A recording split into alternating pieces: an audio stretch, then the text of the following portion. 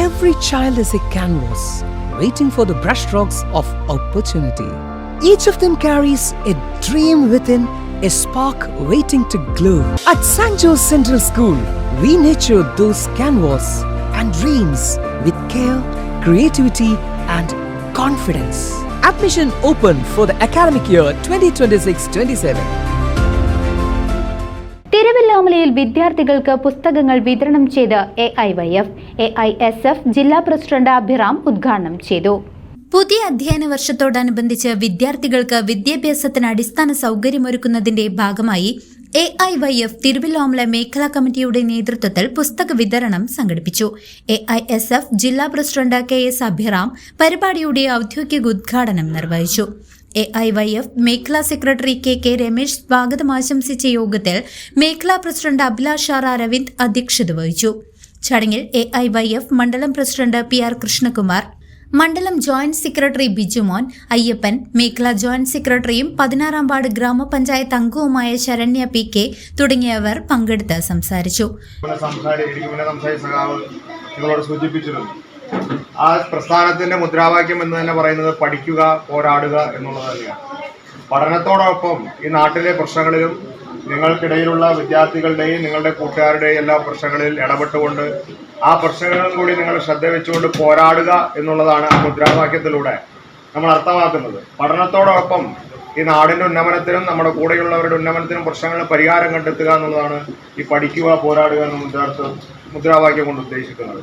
നിങ്ങളുടെ ജീവിതത്തിലും അത്തരം നിലപാടുകൾ നിങ്ങൾ സ്വീകരിച്ചു പോകേണ്ടതായിട്ടുണ്ട്. AIYF-നെ കുറിച്ച് നിങ്ങളോട് പ്രത്യേകിച്ച് ഞാൻ പറയേണ്ട ആവശ്യം തിരുവല്ലാമലയ്ക്കകത്തില്ല. നിങ്ങളുടെ ഒരു പക്ഷേ ഇവിടെ എത്തിയിട്ടുള്ള വിദ്യാർത്ഥികൾ നിങ്ങളുടെ പഠന കാലഘട്ടത്തിൽ ഓൺലൈൻ പഠനത്തിലൂടെ തന്നെ കടന്നു വന്ന വിദ്യാർത്ഥികൾ ഒട്ടുമിക്ക വിദ്യാർത്ഥികളുണ്ടാവും. ഫോണിലൂടെയും TV-യിലൂടെയെല്ലാം പഠനത്തിലൂടെ കടന്നു വന്ന വിദ്യാർത്ഥികളായിരിക്കും കുറച്ച് വിദ്യാർത്ഥികൾ. പുതിയ അധ്യയന വർഷത്തിൽ കുരുന്നുകൾക്കേറെ കൈത്താങ്ങാവുന്ന രീതിയിലാണ് തിരുവല്ലാമലയിലെ പുസ്തക വിതരണ ചടങ്ങ് സംഘടിപ്പിച്ചത്. AIYF-ന്റെ നേതൃത്വത്തിൽ ഇന്ന് പാഠപുസ്തകത്തിന് എഴുത്തിന് വേണ്ടിയുള്ള നോട്ട് പുസ്തക വിതരണമാണ്, പഠനോപകരണ വിതരണം എന്നാണ് നമ്മൾ വെച്ചതെങ്കിൽ പോലും നമ്മളെ കൊണ്ട് ഇപ്പോൾ സാധ്യമായ ഒരു സംരംഭമാണ്.